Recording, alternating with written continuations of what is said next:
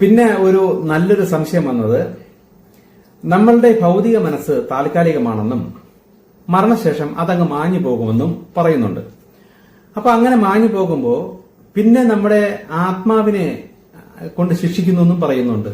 മറ്റേ അസുരശക്തികൾ തട്ടിക്കൊണ്ടുപോയി വീട്ടുകാരെയും ബന്ധുക്കളെയൊക്കെ ഈ അസുരശക്തി തന്നെ ഈ ആത്മാവിനെ വെച്ച് പീഡിപ്പിക്കുന്നു, ശിക്ഷിക്കുന്നു, അവരെ വിനോദിക്കുന്നു എന്നൊക്കെ പറയുമ്പോൾ ശരിക്കും മരിച്ചു കഴിയുമ്പോൾ ഈ മനസ്സ്, ഭൗതിക മനസ്സങ്ങ് മറന്നുപോകും, എല്ലാം മാഞ്ഞു പോകുമെന്ന് പറയുന്നുണ്ടെങ്കിൽ പിന്നെ എങ്ങനെയാണ് ഈ ആത്മാവിന് സ്വന്തം അച്ഛൻ, അമ്മ, ബന്ധുക്കൾ ഈ ലെവലിലേക്ക് ഇങ്ങനെ വരുന്നത്? എങ്ങനെയാണ്? അത് അങ്ങോട്ട് യോജിക്കുന്നില്ലല്ലോ.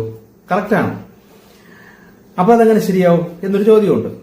ഈ നെഗറ്റീവ് ശക്തികൾ കൊണ്ടുപോകുന്നവർക്ക് മാത്രമാണോ അങ്ങനെ? അവർക്ക് മാത്രം ഈ ഓർമ്മ നിലനിൽക്കുമോ എന്നായിരിക്കാം ഉദ്ദേശിക്കുന്നത്. ഞാൻ ചില കാര്യങ്ങൾ വിശദീകരിച്ച് പറഞ്ഞുതരാം. നമ്മൾ പല പല ജന്മമെടുത്താണ് നമ്മൾ ആത്മാവ് വളർച്ചയിലേക്ക് എത്തുന്നത്. ഞാൻ ഈ മെസ്സേജ് തുടക്കത്തിലേ ഞാൻ പറയുന്നത്, ആത്മീയ വളർച്ച നേടിയ പവർഫുള്ളായ ആത്മാക്കൾ ഇപ്പൊ ഭൂമിയിൽ ഒരുപാട് പേരിലുണ്ട്.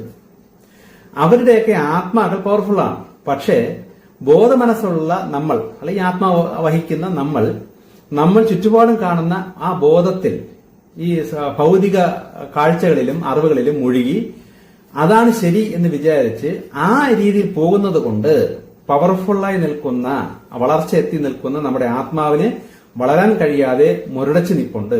അവർക്ക് വേണ്ടിയിട്ടാണ് ഞാൻ ഈ അറിവും കാര്യങ്ങളും കൊടുത്തുകൊണ്ടിരിക്കുന്നത്.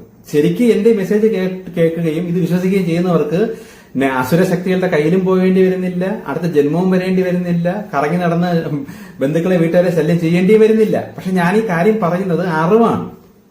യഥാർത്ഥത്തിൽ എന്തൊക്കെയാണ് സംഭവിക്കുന്നത്, ഈ ആത്മീയമണ്ഡലത്തിൽ എന്തൊക്കെ സംഭവിക്കുന്നു എന്ന സത്യങ്ങൾ തിരിച്ചറിയുമ്പോഴാണ് നിങ്ങൾ ആ ഉള്ളിലിരിക്കുന്ന ആത്മാവ് കുറച്ചുകൂടെ പവർഫുൾ ആവണം. അപ്പൊ അതിനുവേണ്ടിയുള്ള അറിവുകൾ നൽകണം. ഈ മരണശേഷം ആത്മാവ് അസുരശക്തികൾ, നെഗറ്റീവ് ശക്തികളുടെ കയ്യിൽ വരികയും അവർ ഈ ആത്മാവിനായിട്ട് ഇങ്ങനെ വിനോദിച്ച് കളിക്കുകയും ചെയ്യുന്നതിന്റെ കാരണം ഈ ആത്മാവിന് വളർച്ചയില്ലാത്തതാണ്. അപ്പൊ വളർച്ചയില്ലാത്ത ആത്മാവിന് എന്ത് സംഭവിക്കുന്നൊക്കെ എന്റെ നേരത്തെ മെസ്സേജിൽ ഞാൻ പറഞ്ഞിട്ടുണ്ട്. അത് ഒന്നും കൂടെയൊക്കെ ഡീറ്റെയിൽ കേട്ടാൽ മനസ്സിലാകും. അവർ ഭൗതിക മനസ്സ്, അതായത് താൽക്കാലികമായി മാഞ്ഞു പോകുന്ന, മറന്നു പോകുന്ന, അപ്പൊ ഭൗതിക മനസ്സിലാണ് ഈ അച്ഛൻ, അമ്മ, വീട്, എന്റെ വീട്, എന്റെ മോൻ, എന്റെ മോള്, അല്ലെങ്കിൽ എന്റെ ജോലി, ഇതെല്ലാം ഈ ഭൗതിക മനസ്സിൽ ഉണ്ടായി വരുന്ന ഒരു വികാരമാണ്. അപ്പൊ നമ്മൾ ഈ മരിച്ചു കഴിയുമ്പോൾ ഭൗതിക മനസ്സ് മാഞ്ഞങ്ങ് പോകും. പക്ഷെ ഇത് തിരിച്ചറിയാതെ ഈ ആത്മാവിന് എന്ത് സംഭവിക്കുന്നു വെച്ചാൽ ഈ ഭൗതിക മനസ്സിന്റെ ആഗ്രഹത്തിനനുസരിച്ചും ആ ലെവലിലേക്ക് ഈ ആത്മാവും വഴിതെറ്റി പോകും. ആത്മാവ് അതിലേക്ക് അറ്റാച്ച്ഡ് ആവും.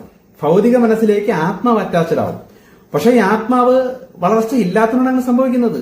അതുകൊണ്ടാണ് ജന്മങ്ങളെടുത്ത് പഠിപ്പിക്കുകയും ചെയ്യുന്നത്. ഇങ്ങനെ പല ആവർത്തി പഠിച്ചു വന്നാലേ ഭൗതിക മനസ്സ് ആയി വരുന്ന ഒരു വ്യക്തി, ഭൗതിക മനസ്സിലൂടെ ഈ കാണുന്ന ഇതിലേക്ക്, ഈ മായ ലോകത്തേക്ക് വഴുതി വീഴാത്ത രീതിയിൽ ആത്മാവ് ബലപ്പെട്ട് വരണമെങ്കിൽ ആത്മാവിന് പല ജന്മത്തിലൂടെ ഈ അബദ്ധം പറ്റണം. ഈ അബദ്ധം പറ്റിയാണ് പിന്നീട് ഇത് രക്ഷപ്പെട്ട് വരണത്. ഇപ്പോഴും പവർഫുള്ളായി നിൽക്കുന്നു എന്ന് ഞാൻ ഈ പറയുന്ന ആത്മാക്കളായ പലരും ഇപ്പോഴും വഴുതി കിടപ്പുണ്ട്.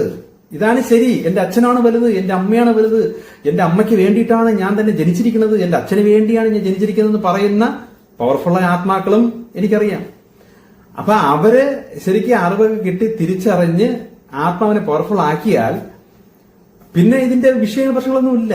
അതേസമയം ആ അറ്റാച്ച്ഡിൽ കിടന്ന് മരിക്കുമ്പോൾ ഈ ആത്മാവ് ഭൗതികത്തിൽ അറ്റാച്ച്ഡ് ആയിപ്പോയി.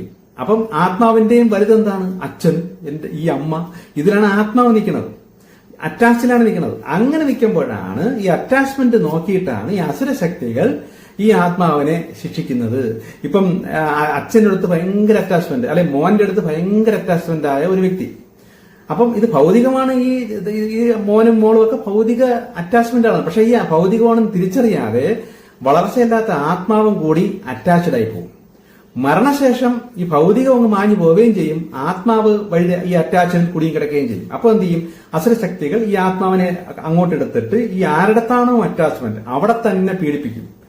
അത് അനുഭവിക്കുന്ന അനുഭവം സ്വന്തം മോനാണ് എനിക്ക് വലുതെന്ന് ചിന്തിക്കുന്ന ആ അച്ഛൻ ആ മോനെ തന്നെ രോഗിയാക്കുകയും ദുർമരണ അല്ലെങ്കിൽ അപകടങ്ങൾ വരുത്തുകയും നരകിപ്പിക്കുകയും ചെയ്യുമ്പോൾ ഉണ്ടാകുന്ന അച്ഛന്റെ വേദന, ആ മനസ്സ് വേദനിക്കുന്നത്. ഇതാണ് ഈ നെഗറ്റീവ് ശക്തിയിൽ കണ്ട് ആസ്വദിച്ച് സാഡിസ്റ്റ്, തനി പീഡനം, മറ്റൊരു ഹിറ്റ്ലറിന്റെ ഒക്കെ പരിപാടി എന്ന് വേണമെങ്കിൽ ചിന്തിക്കാം. ഇതാണ് ഇവരുടെ പരിപാടി. പക്ഷെ നമുക്ക് ഈ ഭൗതികത്തിലുള്ള ഒന്നുമായിട്ടൊരു അറ്റാച്ച്ഡ് ഇല്ല. ഞാൻ മരിച്ചു, എനിക്ക് ഭൗതികത്തിൽ എന്റെ അച്ഛന്റെ അടുത്തോ അമ്മയുടെ അടുത്തോ മക്കളുടെ അടുത്തോ എനിക്ക് യാതൊരു അറ്റാച്ച്മെന്റും ഇല്ല. എന്റെ മനസ്സ് ഫുൾ ദൈവം, പ്രപഞ്ചം, ആത്മീയ, ഇത്രയേ ഉള്ളൂ. ബാക്കിയൊക്കെ താൽക്കാലികം എന്ന ലെവലിലാണ് ഞാൻ എന്റെ ആത്മാവ് പഠിച്ച് ലെവലായി നിൽക്കുന്നെങ്കിൽ അസുരശക്തികൾക്ക് എന്റെ ആത്മാവിനെ അവരെ കൈ കിട്ടൂല. കാരണം എനിക്ക് അറ്റാച്ച്മെന്റ് ഇല്ലാത്ത കാരണം ഒന്നിലിട്ടും അവർ പീഡിപ്പിക്കാനായിട്ട് അവർക്ക് വിടാൻ പറ്റൂല. കാരണം എനിക്ക് വിഷമം വരൂല. എനിക്ക് അവരായിട്ട് യാതൊരു ബന്ധവുമില്ല. എനിക്ക് അറ്റാച്ച്മെന്റ് ഇല്ല. ഈ അറ്റാച്ച്മെന്റ് ഉള്ളതുകൊണ്ടല്ലേ ഈ വിഷമവും പ്രശ്നവും നിരാശയൊക്കെ വരുന്നത്. അപ്പൊ അങ്ങനെയുള്ള ആത്മാക്കൾക്കാണ് ഈ ലെവലിലുള്ള അലഞ്ഞുതിരിയലും മറ്റവരെ ദ്രോഹിക്കലും കാര്യങ്ങളൊക്കെ വരുന്നത്. മനസ്സ് വാങ്ങിപ്പോയി. മനസ്സങ്ങ് വാങ്ങിപ്പോയിട്ട് ഇപ്പൊ നിലനിൽക്കുന്നത് ഈ മനസ്സിന്റെ കൂടെ വഴിതെറ്റി പോയ അറ്റാച്ച്മെന്റ് ആയിപ്പോയ ആത്മാവാണ് പിന്നെ ഉള്ളത്. അപ്പൊ ആത്മാവിനെ കൊണ്ട് ശിക്ഷിച്ചും പഠിപ്പിച്ചും പിന്നെ അങ്ങനെ പല പല ജന്മം എടുത്ത് അവസാനം അറ്റാച്ച്മെന്റ് ഇല്ലാത്ത ലെവലിലേക്ക് ആത്മാവ് വളർന്നു വരുമ്പോ ഈ വിഷയങ്ങളൊന്നുമില്ല, പിന്നെ ജന്മവും ഇല്ല, പിന്നെ തെറ്റും വരുന്നില്ല. ഈ അറ്റാച്ച്മെന്റ് കാരണമാണോ കൂടുതലും തെറ്റുകൾ സംഭവിക്കുന്നത്. ഇപ്പൊ ഭാര്യ ഭർത്താവ് ആടി വഴക്ക് ബഹളം, ഭാര്യ വെട്ടിക്കൊല്ലുന്നു. എന്താണ് കാരണം? ഭാര്യ എന്തുകൊണ്ട് വെട്ടിക്കൊല്ലുന്നു? അത് അവർക്ക് വേറെ കാമുകനുണ്ടായിരുന്നുകൊണ്ട് എനിക്ക് സഹിക്കാൻ പറ്റിയില്ല, ഞാൻ അവസാനം അടിച്ച് വെട്ടിക്കൊന്നു. അപ്പൊ ഈ കൊലപാതകത്തിന് പിന്നിലെ കാരണം എന്താണ്? ഭാര്യയായിട്ടുള്ള അറ്റാച്ച്മെന്റ് ഇല്ലെന്നുണ്ടെങ്കിൽ അവർക്ക് കാമുകനുണ്ടെങ്കിൽ എന്ത്, കാമുകൻ ഇല്ലെങ്കിൽ എന്ത്, എനിക്ക് എന്റെ കാര്യം ഞാൻ നോക്കി ഞാൻ ജീവിക്കുന്നു. ഇത്രയേ ഉള്ളൂ. ഇങ്ങനെ ചിന്ത വരുള്ളൂ. ഈ അറ്റാച്ച്മെന്റ് ഉള്ളതുകൊണ്ടാണ് ആ ഭാര്യ എന്റെ ഭാര്യ വേറൊരുത്തന്റെ കൂടെ എന്നൊക്കെ ചിന്തിക്കുമ്പോഴാണ് ഈ സഹിക്കാൻ പറ്റുന്ന അത്ര ദേഷ്യം വരും. ഈ അറ്റാച്ച്മെന്റ് കാരണം എന്റെ കയ്യിൽ നിന്ന് ഒരു സാധനം ഒരാൾ വേറൊരാൾ തട്ടിപ്പറിച്ചുകൊണ്ട് പോയി, അല്ലെങ്കിൽ എന്നെ അവൾ വഞ്ചിച്ചു. ഇതാണ് ഈ അറ്റാച്ച്മെന്റ്. അതാണ് ഈ കാരണം. അപ്പൊ ഇത് എല്ലാ വിഷയങ്ങൾക്ക് പ്രശ്നം ഈ അറ്റാച്ച്മെന്റ്, പണത്തോടുള്ള അറ്റാച്ച്മെന്റ്. അത് കാരണമാണല്ലോ ഈ കള്ളത്തരങ്ങളും വേലകളും അത്യാഗ്രഹ കാര്യങ്ങൾ കാണിക്കുന്ന എല്ലാം ഈ അറ്റാച്ച്മെന്റ് ആണ്. അപ്പൊ അങ്ങനെയുള്ള ആത്മാവിനെ ആർക്ക് വേണ്ടിയിട്ടാണോ നീ ആർത്തി പിടിച്ച് ഉണ്ടാക്കി കയറ്റിയത്, അവരെ തന്നെ ദരിദ്രപ്പെടുത്തി നശിപ്പിച്ച് ചെയ്യിപ്പിക്കും. അപ്പൊ അത് നിങ്ങളൊന്ന് ആലോചിച്ചാലേ മനസ്സിലാവുള്ളൂ. ഇപ്പൊ നമ്മളിപ്പം നമ്മൾ അച്ഛനോ അല്ല അമ്മയ്ക്കോ വേണ്ടിയിട്ട് നമ്മൾ എത്രയോ നാളുകൊണ്ട് പണം സമ്പാദിച്ച് ഒരു സാധനം, ഒരു ഗിഫ്റ്റ് ഭയങ്കര അറ്റാച്ച്മെന്റിൽ നമ്മൾ വാങ്ങിച്ചു കൊടുക്കുമ്പോൾ ആ പുള്ളി അത് വാങ്ങിച്ചിട്ട് ചെളിയിലെടുത്തിട്ട് ചവിട്ടിട്ട് പോരാടുന്നു എന്ന് പറഞ്ഞു കഴിഞ്ഞാൽ നമുക്ക് തോന്നുന്ന ഒരു വികാരം ജസ്റ്റ് അതൊക്കെ വെച്ച് എക്സാമ്പിൾ നോക്കിയാൽ മതി. അതുപോലെയാണ് മക്കൾക്ക് വേണ്ടിയിട്ടും അവർക്ക് വേണ്ടിയിട്ടും രക്തം വരെ, വേർപ്പ് വരെ രക്തമാക്കി ജോലി ചെയ്തും കട്ടും മോട്ടിച്ചും കൊലപാതകം ചെയ്യും പല ലെവലിൽ ആയ കാലം മുതലേ ഉണ്ടാക്കി കൂട്ടാൻ എന്തിനാണ്? സ്വന്തം മക്കൾക്ക് വേണ്ടി. അല്ല ഇയാളെ മരിച്ചതൊന്നും കൊണ്ടുപോലെന്ന് ഇയാൾക്ക് അറിയാം. പിന്നെ എന്തിനീ കിടന്നുണ്ടാക്കുന്നു? അത് പോയി നശിപ്പിച്ചിട്ടവാ എന്ന് പറഞ്ഞ് തിരിച്ചു പറഞ്ഞു വിടുമ്പോഴാണ് അപ്പൊ എന്തുകൊണ്ട് ഈ ഭൗതിക ബോധമനസ്സിന്റെ ഈ ഭൗതിക താൽക്കാലികത്തിലേക്ക് ആത്മാവായ നീ എന്തുകൊണ്ട് വഴുതി വീണു? അതുകൊണ്ടാണ് ആത്മാവിന് പീഡനം വരുന്നത്. പിന്നൊരു ചോദ്യം വന്നിരിക്കുന്നത്, നമ്മുടെ വീട്ടിൽ മരിച്ചുപോയവരുടെ ഫോട്ടോസുകൾ വെക്കുന്നത് ശരിക്കും നല്ലതാണോ? ആ ഫോട്ടോയിലൊക്കെ നോക്കി പ്രാർത്ഥിക്കുന്നത് ആത്മാവിന് എന്തെങ്കിലും പ്രശ്നമുണ്ടോ? ഇങ്ങനെയൊക്കെ ചില സംശയങ്ങൾ ചിലർക്കുണ്ട്. മരിച്ചുപോയ ഒരു വ്യക്തിയുടെ ഫോട്ടോ ആ വ്യക്തിക്ക് മോക്ഷം ലഭിക്കുകയോ പുനർജന്മം ലഭിക്കുകയോ അങ്ങനെ എന്തെങ്കിലും അവസ്ഥ വന്നിട്ടുണ്ടെങ്കിൽ ആ മരിച്ചുപോയ വ്യക്തിയുടെ ഫോട്ടോ വെക്കുന്നത് കൊണ്ട് പ്രശ്നങ്ങളൊന്നുമില്ല. ഇപ്പൊ തന്നെ ശ്രീനാരായണ ഗുരുവിന്റെ പ്രതിമയുണ്ട്. അങ്ങനെയുള്ള പല പോസിറ്റീവ് ആയി നിൽക്കുന്ന പലരുടെയും ഫോട്ടോ വെച്ചാൽ ആ ആത്മ പോസിറ്റീവ് ആയത് കാരണം നമുക്ക് പ്രശ്നമൊന്നുമില്ല, മനസ്സിന്റെ ഒരു സന്തോഷം, തൃപ്തി. പക്ഷെ അലഞ്ഞു തിരികെയാണ് ഒരു ആത്മാവ്, അല്ലെ നെഗറ്റീവിന്റെ കയ്യിൽപ്പെട്ട ഒരു ആത്മാവാണെങ്കിൽ ആ വ്യക്തിയുടെ ഫോട്ടോ വീട്ടിൽ വെച്ചാൽ നമുക്ക് പ്രശ്നം തന്നെയാണ്. കാര്യം ആത്മാവ് നെഗറ്റീവാണ്. അപ്പൊ ആ നെഗറ്റീവിന് സ്വാധീനമുള്ളിടത്തല്ല ആ നെഗറ്റീവിന്റെ എനർജിയുടെ പ്രസൻസ് ഉണ്ട്, വന്നിരിക്കും. അപ്പൊ അത് നമ്മൾ സൂക്ഷിച്ചോളണം. അപ്പൊ അത് തിരിച്ചറിഞ്ഞ് വേണം അങ്ങനെ വെക്കാൻ. പിന്നെ ഈ ക്ഷുദ്ര പ്രയോഗം അല്ലെങ്കിൽ മറ്റേ ദുർമന്ത്രവാദമൊക്കെ ചെയ്ത് അത് ബാധിച്ച് ഒരാൾക്ക് അത് ബാധിച്ചിട്ട് അയാൾ വളരെ കഷ്ടപ്പെട്ടും നരകയാതനയൊക്കെ അനുഭവിച്ച് മരിച്ചാൽ അയാളുടെ ആത്മാവിനെ നെഗറ്റീവ് ശക്തി കൊണ്ടുപോകും. ഈ മരിച്ച വ്യക്തി ഒരു ശിശുവാണ്, അതായത് ആത്മീയ അറിവൊന്നുമില്ല, ഭയങ്കരമായ ഭക്തി, അമ്പലത്തിലും അല്ലെങ്കിൽ മുതലായ പള്ളിയിലോ അല്ലെങ്കിൽ ഇങ്ങനെയുള്ള ആരാധന കേന്ദ്രങ്ങളിലൊക്കെ മുടങ്ങാതെയൊക്കെ പോകുന്ന ഒരാളാണ്, ഒരു ശുദ്ധനാണ്. പക്ഷെ ആത്മീയ അറിവൊന്നും ഇല്ലാത്തത് കാരണം വളർച്ചയില്ല, ആത്മാവിന് ബലമില്ല. അപ്പൊ ഇങ്ങനെയുള്ള ക്ഷുദ്ര പ്രയോഗം ചെയ്യുമ്പോൾ എന്തായാലും ബാധിക്കും. പക്ഷെ അങ്ങനെ ബാധിച്ചും അയാൾക്ക് ചില കഷ്ടങ്ങളും പ്രശ്നങ്ങളും വിഷയങ്ങളൊക്കെ വന്ന് അയാൾ മരിക്കുകയും അങ്ങനെ മരിക്കണമെങ്കിൽ അയാൾ ഈ ഭൂമിയിൽ അനുഭവിച്ചത് ഒരു വശത്ത് ഇയാളുടെ ഏതെങ്കിലും കർമ്മഫലങ്ങൾ തീർന്നു എന്ന കണക്ക് മറ്റൊരു ശക്തികൾ നോക്കും.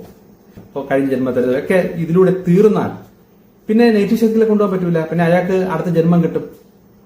പിന്നെ ഒരു ചോദ്യം വന്നത് ഈ ദുഷ്ടപ്രവൃത്തി ചെയ്യുന്ന നെഗറ്റീവ് ശക്തികൾ, ദുർശക്തികൾ, അപ്പൊ ഇവർക്കൊന്നും പിശാചുക്കൾ, ഇവർക്കൊന്നും ദൈവശിക്ഷ ഇല്ലേ? ദൈവശിക്ഷ ഉണ്ട്. അത് ഈ കാലചക്രത്തിന്റെ ഒരു സ്റ്റേജ്, ഒരു എൻഡ്, അടുത്ത തുടക്കത്തിന്റെ ആ ഒരു സമയത്തെയാണ് ഇവരൊക്കെ കൊണ്ടുപോയി ശിക്ഷിക്കുന്നത്. അതവർക്കുണ്ട്. അപ്പൊ അങ്ങനെ ഇത് ഈ കാലചക്രത്തിന്റെ ഒരു സ്റ്റേജ് എത്തുമ്പോഴേ അവർക്ക് ആ ശിക്ഷ വരുള്ളൂ. കാരണം ആ ശിക്ഷിക്കുക അല്ല, അവിടെ ബാലൻസിങ് ആണ് ചെയ്യുന്നത്. കാര്യം നശിപ്പിച്ച് കളയും, കുറെ നേരം നശിപ്പിച്ച് കളയും. ഇല്ലെങ്കിൽ പോസിറ്റീവിനെക്കാട്ടി കൂടുതൽ ഈ നെഗറ്റീവ് കയറി വരും. അപ്പൊ അത് പ്രകൃതി സമ്മതിക്കില്ല. അപ്പൊ അതിനെ നശിപ്പിച്ചിട്ട് ഒരു യുദ്ധം, ഒരു അസുരദേവ യുദ്ധം ഉണ്ടായിരിക്കും. അത് എല്ലാ കാലഘട്ടത്തിലും ആ ഒരു സംഭവമുണ്ട്. ആ സമയത്ത് നെഗറ്റീവ് പോസിറ്റീവ് തമ്മിൽ യുദ്ധം നടക്കും. ഭൂമിയിലും ആ ഒരു കുരുക്ഷേത്ര യുദ്ധമൊക്കെ നടന്ന കാലമുണ്ടല്ലോ, ആ സമയത്ത് ഭൂമിയിൽ നടക്കുന്നത് പോലെ തന്നെ മറ്റ് ഡയമെൻഷനിലും ഒരു യുദ്ധം നടക്കും. അതിൽ അസുരശക്തികൾ ഒരുപാട് നശിച്ചു പോയിരിക്കും. ആ ദേവശക്തികൾ ജയിച്ചും വന്നിരിക്കും, പോസിറ്റീവ് ശക്തികൾ ജയിച്ചിരിക്കും. അപ്പൊ ആ ഒരു സമയമാണ് അടുത്തത് സംഭവിക്കാൻ പോകുന്നതെന്ന് ഇപ്പൊ തുടങ്ങിക്കഴിഞ്ഞു എന്ന് ഞാൻ പറയുന്നത്. ഇപ്പോ ഈ കാലഘട്ടത്തിൽ നെഗറ്റീവ് ശക്തികൾക്കും അവർക്ക് ശിക്ഷയും ബന്ധനവും ജയിൽവാസവും മറ്റ് ഡയമെൻഷനിൽ എങ്ങനെ എനിക്ക് അറിഞ്ഞുകൂടാ, അതൊക്കെ ഇപ്പൊ നടന്നുകൊണ്ടിരിപ്പുണ്ട്. അതുകൊണ്ടാണ് വ്യാജത്തിനും ദുർശക്തികളെയൊക്കെ ആശ്രയിച്ച് നിൽക്കുന്ന പലർക്കും ഇപ്പൊ പണ്ടത്തെ പോലെ ഫലങ്ങളൊന്നും വരുന്നില്ല. അവരും വീഴാൻ തുടങ്ങി, അവർക്കും പ്രശ്നങ്ങൾ വന്നു തുടങ്ങി. അന്നൊക്കെ കാണുന്നതിന്റെ ലക്ഷണമേ അവരെയൊക്കെ ആശ്രയിച്ചുകൊണ്ടിരുന്ന നെഗറ്റീവ് ശക്തികളെയൊക്കെ ഇപ്പൊ ദൈവം തന്നെ തോൽപ്പിച്ച് നശിപ്പിച്ചുകൊണ്ടിരിക്കുന്നത് കൊണ്ടാണ് അക്കൂട്ടർക്കുള്ള പരാജയങ്ങൾ ഇപ്പൊ തുടങ്ങിയത്. ഇനി അത് കൂടി വരും. മൊത്തം നെഗറ്റീവ് അത്രയും നശിച്ച് താഴെ പോകും, പോസിറ്റീവ് തന്നെ ഇനി കയറി വരും. അതിന്റെ കാലഘട്ടമാണ് ഇനി വരാൻ പോകുന്നത്. അപ്പൊ ആ സമയത്ത് മറ്റ് ഡയമെൻഷനിലും ഈ പ്രക്രിയ, ഈ നശീകരണ പ്രക്രിയ നടക്കും. എന്റെ മുൻ മെസ്സേജുകൾ കേട്ടു നോക്കിയാൽ അതിലൊക്കെ ഞാൻ വിശദീകരിച്ച് പറയുന്നുണ്ട്. അപ്പൊ അതൊക്കെ കേട്ട് മനസ്സിലാക്കിയിട്ട് പിന്നെ പുതിയ ചോദ്യങ്ങൾ ചോദിക്കാം. എന്റെ ഈ ഇതിലൂടെ വേണമെങ്കിൽ ഞാനൊരു ലിങ്ക് ഡിസ്ക്രിപ്ഷനിൽ ഇട്ടേക്കാം. അത് എന്റെ മെസ്സേജിന്റെ തുടക്കം മുതലേ ഉള്ള എല്ലാ മെസ്സേജും അതിന്റെ അകത്തുണ്ട്. ഓരോന്ന് ഹെഡിംഗ് ഒക്കെ നോക്കി വേണമെങ്കിലും നിങ്ങൾക്ക് അത് ഓരോന്നോരോന്ന് കേട്ട് നോക്കി പല സംശയങ്ങൾ തീർക്കാം. ഇതെല്ലാം ഒന്ന് കേട്ട് നോക്കിയിട്ട് ഇതിനകത്തു നിന്ന് ആധികാരികമായി കുറെ കൂടെ ആഴത്തിൽ ചില ചോദ്യങ്ങൾ ചോദിച്ചാൽ എനിക്ക് അത് വളരെ നല്ലതായിരിക്കും. എനിക്കും അത് പ്രാർത്ഥിച്ച് അതിന്റെ ഉത്തരങ്ങൾ കണ്ടുപിടിക്കാൻ പറ്റും. ഓക്കെ, ഇനി ചില കാര്യങ്ങളൊക്കെ അടുത്തത്.